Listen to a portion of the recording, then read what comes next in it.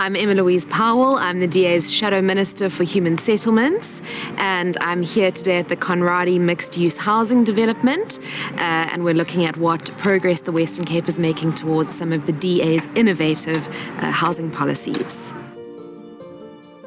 The Conradie Housing Project is the prime example of what the DA's vision for human settlements in South Africa is, where we are building mixed-use, integrated housing developments that are situated in urban areas where people have easy access to transport, highways, and to economic development and to jobs. This development, for example, is 8 kilometers away from UCT. It's about 12 kilometers away from the city centre. It's about 10 kilometers away from Century City, so it's integrated and people are able to access education and jobs easily. And this is the model that we would like to pilot nationally, where you have a mix of social housing, which is where people rent housing from certain social housing companies, and then you've got private sector FLISP sponsored housing, which is where you have a private sector bond, but the government gives you a small amount of money towards your bond to reduce your payments. So it's a mixture of social and gap housing, and it's integrated. It's got green spaces, it's got schools, it's got commercial hubs, and even potentially when this development is completed, it will have office space.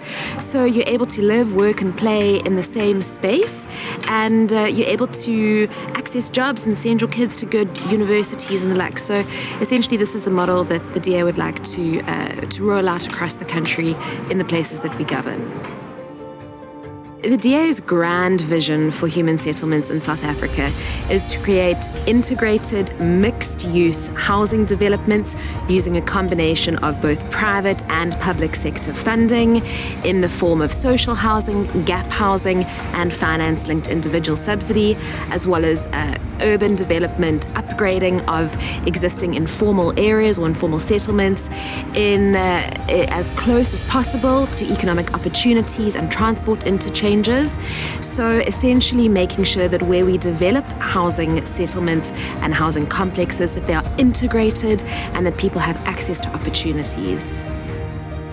So where the DA governs in the Western Cape, we see that we are addressing the title deeds backlog, which is a huge problem nationally, by making sure that when we hand over keys, we hand over title deeds either on the same day or within a 3-month period. Nationally, this usually happens within 8 years.